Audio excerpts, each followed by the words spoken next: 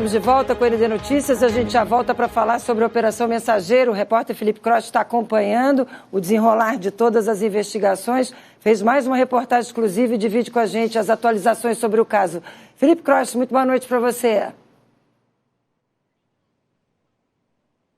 Boa noite, Márcia, a todos que nos acompanham. Olha, Márcia, a nossa equipe analisou minuciosamente o documento do Ministério Público com os detalhes da investigação do GAECO sobre a Operação Mensageiro.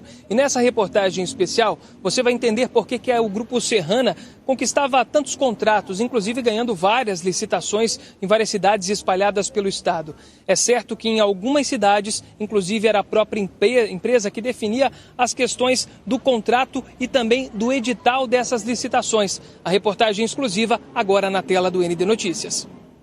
O Ministério Público investiga atualmente 29 cidades de Santa Catarina. 7 prefeitos já foram presos por suspeita de receber propina para beneficiar a Serrana Engenharia em licitações de coleta de lixo e até mesmo em outros serviços como iluminação pública e saneamento básico. Tudo começava com uma visita de representantes da Serrana nas prefeituras. O acerto era proposto ao agente público, sendo o próprio prefeito ou secretários. O projeto de corrupção era apresentado muitas vezes com exemplos de outros municípios onde a empresa já atuava. E a oferta era o pagamento de propina em dinheiro, para que os gestores públicos beneficiassem a empresa na contratação para os serviços.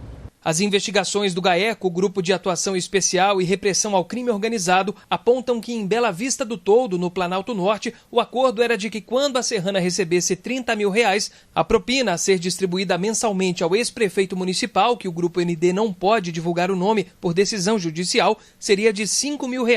Nesse ajuste, a propina foi solicitada, aceita e efetivamente recebida. Mas para que tudo isso fosse efetivado, era necessário a realização de uma licitação. E esse processo era ajustado para frustrar o caráter competitivo e direcionar a consagração do Grupo Serrana.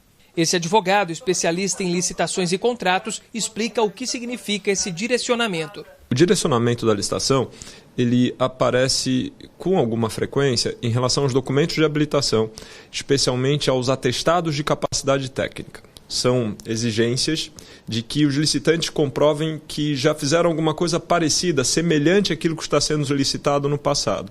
E às vezes se faz essa exigência de uma forma muito minudente, de uma forma muito detalhada, de uma forma muito específica, de modo que empresas que verdadeiramente têm experiência não conseguem atender essas minúcias, esses detalhes e não conseguem nem participar da licitação. No processo, o Ministério Público afirma que já se evidenciou que é a própria empresa que elabora o edital de licitação e o fornece em arquivo digital, em mídia pendrive, para ser lançado pelo ente público. Por vezes, o edital publicado contava com aglutinação de itens ou lotes, que poderiam e deveriam ser licitados separadamente, como a coleta de lixo e a destinação final. Razão pela qual no edital se exigia o vínculo da empresa com o aterro sanitário, só que na região somente a Serrana atendia essa exigência. De uma maneira geral, dá para dizer o seguinte: são ilegais e de alguma maneira direcionam, restringem a competição, aquelas exigências que são postas no edital de licitação pública que não contam com uma justificativa e interesse público, o que depende de uma análise de cada caso. Quando outras empresas entravam na concorrência, o que acontecia era que a Serrana conseguia convencê-las a desistirem do páreo. Nesse trecho do processo é destacado que em uma licitação, as 3 empresas participantes chegaram juntas na Prefeitura Municipal, no mesmo veículo. Criou-se a piada interna. Tem competição? Tem, mas vieram todos no mesmo carro.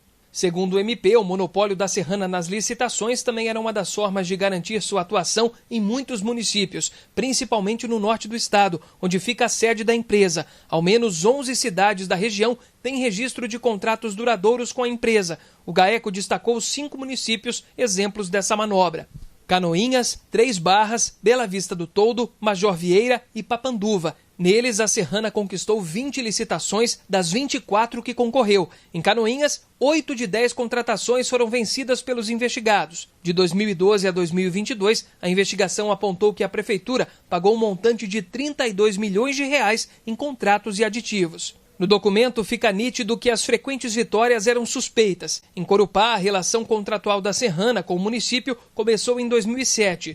De lá para cá, foram ao menos 23 processos licitatórios, dos quais a Serrana saiu vencedora em 19, ou seja, venceu 82,61% dos certames. Muitas vezes também, infelizmente, acontece isso. Empresas de um determinado segmento, elas dividem entre si o mercado, combinam, né? Uma empresa fica com uma parte, outra fica com outra parte, outra com outra parte. Então, isso é um crime, isso não pode acontecer, não deve acontecer, e se isso for descoberto, então as empresas devem ser penalizadas. O que chama a atenção é que de todas as cidades investigadas, somente em Canoinhas os contratos com a Serrana foram rescindidos, ainda no fim do ano passado. Nas demais cidades, os serviços continuam sendo prestados pela empresa investigada, no que, segundo o Ministério Público, é o maior esquema de corrupção da história de Santa Catarina.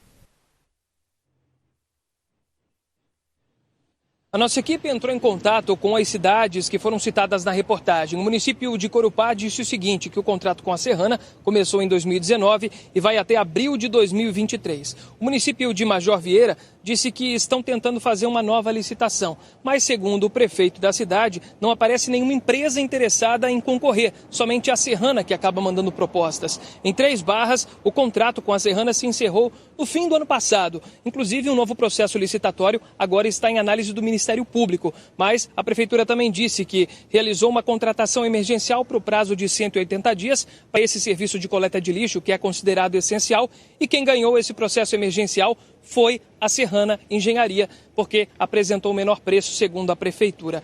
Os municípios de Papanduva e Bela Vista do Toldo não se manifestaram, e a Serrana Engenharia disse que não vai comentar, porque o processo segue em segredo de justiça. Márcia. Claro, assunto sério.